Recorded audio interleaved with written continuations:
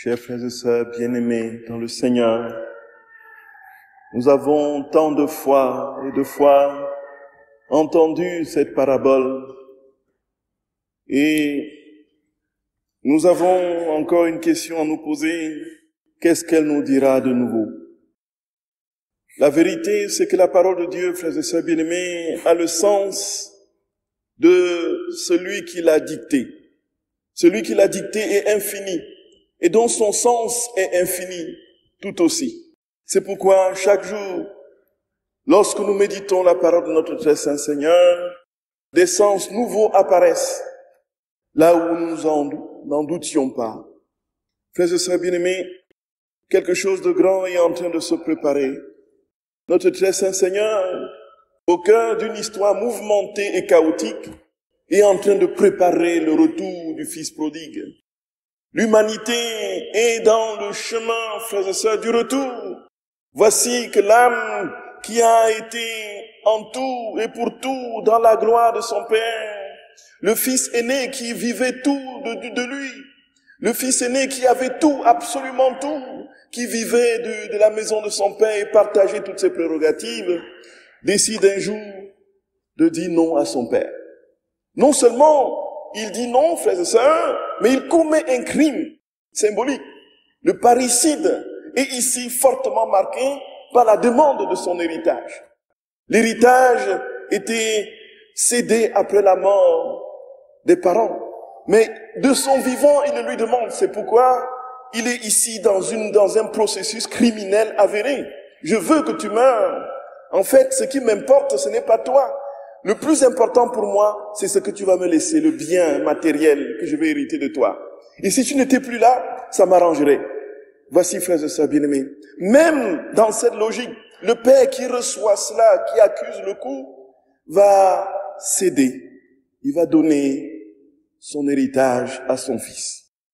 Nous sommes ici au cœur du mystère de la liberté, frères et sœurs humaines. Dieu nous a créés souverainement libres.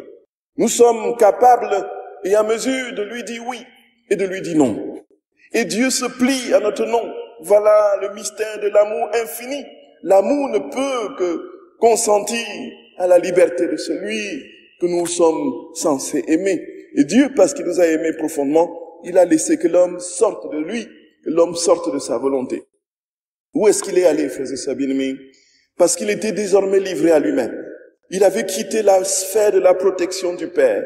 Il avait quitté tous ses biens spirituels, ses biens de tous ordres. Les prérogatives du Père, il les avait perdus.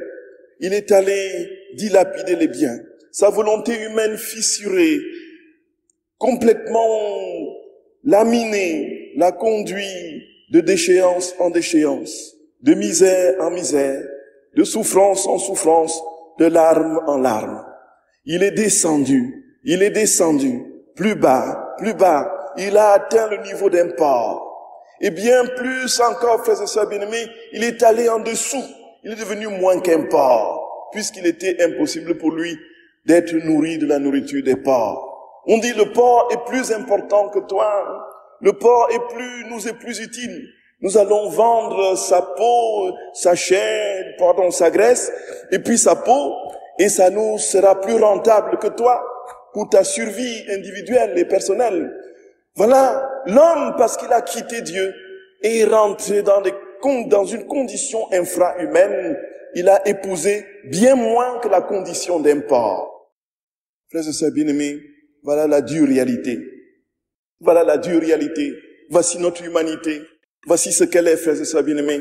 Dans toute cette perversion, cette permissivité, cette recherche constante de la gloire, cette recherche constante de la voix, cette recherche constante du plaisir dans un frein à n'en plus fini et qui met le monde sans dessus-dessous, nous sommes descendus plus bas, frères et sœurs bien-aimés. Les rivalités, les jalousies, les haines mortifères et naturellement le désir ardent d'être soin pour soin.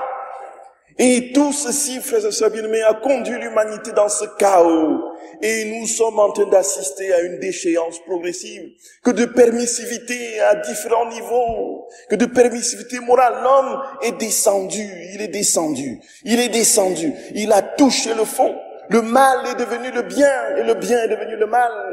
Dans les laboratoires, on croise les hommes et les animaux, frères et sœurs bien-aimés, qu'on appelle embryons chimères. Et n'en parlons plus, la déchéance des perversions à tous les niveaux de la société et même de l'Église. L'homme est descendu, l'homme est descendu, l'homme est descendu. Et voilà, frères et sœurs bien-aimés, le zoom n'est pas sur le Fils qui descend. Le zoom est sur le Père qui attend son Fils. Nous imaginons un Père en Orient. Le vieillard en Orient est respecté, comme dans nos traditions africaines, frères et sœurs d'amour. Le vieillard est respecté. On le prend, il est le dépositaire de la sagesse. Il est vénéré. Il est considéré comme, il est le patriarche. Vous imaginez celui qui a depuis longtemps perdu son fils, qui sans cesse, lorsqu'il l'attend, chaque matin il se réveille avec son nom sur les lèvres. Où est-il mon fils? Où est-il mon fils? Où es-tu mon enfant? Où es-tu?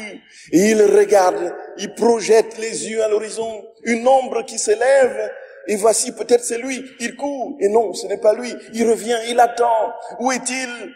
Où est-il? Où es-tu mon enfant? Où es-tu mon enfant? Et voilà ces prières qui s'élèvent, qui montent vers Dieu. Le vieillard attend jusqu'à ce que le fils, à un moment donné, frères et sœurs bien-aimés, prenne conscience. Oui, je me lèverai dans la maison de mon Père, nostalgique des sommets, de la gloire, des festins qu'il avait dans la maison de son Père. Alors il prend le chemin de retour, doucement, caïncar. Et voici le fils qui, une fois préparant tout ce qu'il avait dans la tête, en fait, quand je reviendrai, je ne serai plus simplement un fils, je ne serai plus un fils, mais je veux tout simplement être un serviteur pour avoir au moins à manger. Une instrumentalisation, encore une fois. Mais là, le Père, frères et sœurs bien-aimés, une fois qu'il aperçoit son fils à l'horizon, il jette son manteau, il court vers lui, éperdument. Mon enfant, je t'ai trouvé. Te voici, tais-toi, ne dis rien. Garde ton discours dans la poche. Voici, viens, je te revêt du manteau de gloire que tu as perdu. Et je demande aux serviteurs de faire la fête, de tuer le veau gras pour que la fête retentisse. Frères et sœurs d'amour, voici notre Dieu, voici le Dieu infiniment tendre et bon que nous aimons et qui nous rassemble. Il est continuellement en train de nous dire, je suis là pour toi et je te poursuis, je te persécute de mon amour. Où que tu iras, mon amour t'atteindra. Je te confondrai de mon amour. C'est une réalité, frères et sœurs bien-aimés. Notre Dieu est essentiellement torrent d'amour. Il te dit, où es-tu mon enfant? Où es-tu mon enfant? Quand est-ce que tu reviendras? Quand est-ce que tu reviendras? Les larmes coulent de ses joues. Quand est-ce que tu reviendras mon enfant? Et quand il nous voit, frères et sœurs bien-aimés, il fait la fête. Il organise le festin, le banquet qui durera éternellement. Voilà notre Dieu. Voilà celui qui nous dit, voici, je suis là. Je n'ai rien d'autre à faire que de t'aimer. Je ne sais rien d'autre que de t'aimer. Je ne peux rien d'autre que de t'aimer.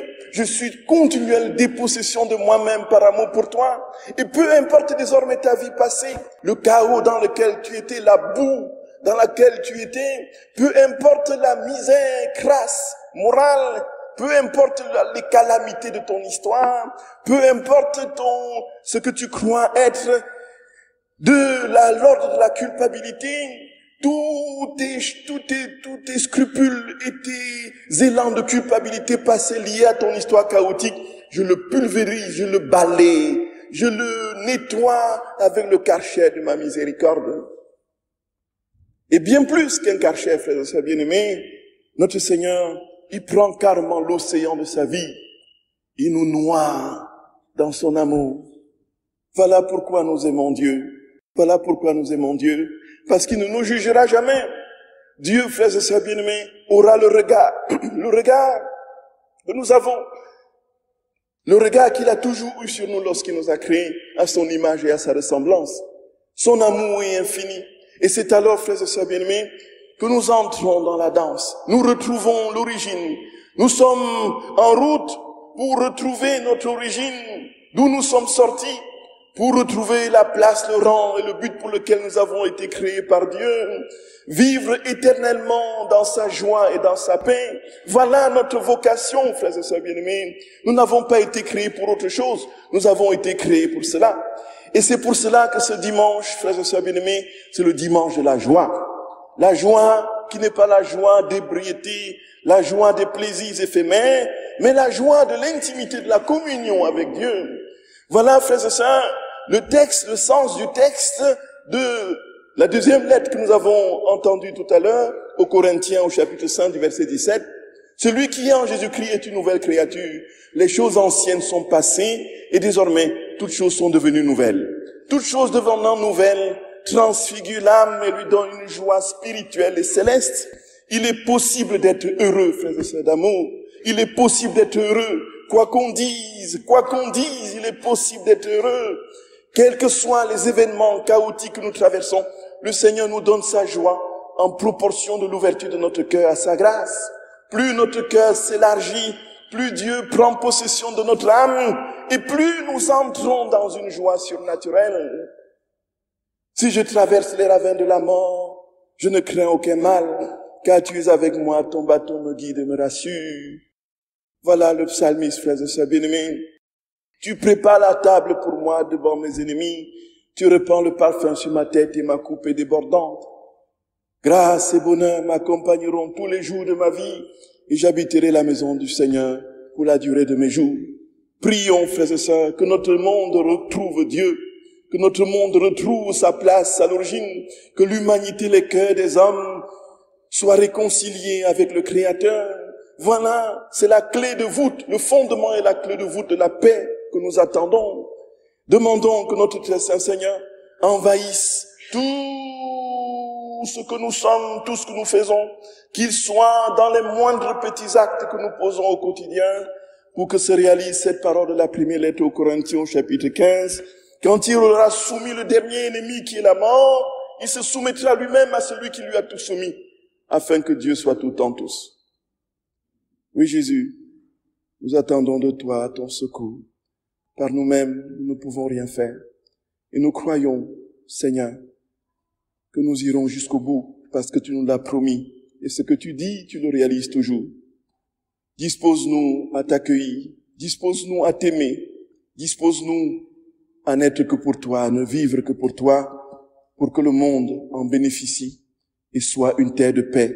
Cette terre de paix que nous attendons lorsque nous serons totalement unis à toi et que le festin aura commencé dans ta maison parce que nous aurons retrouvé notre place à l'origine. Ce sera la joie éternelle pour les siècles des siècles. Amen.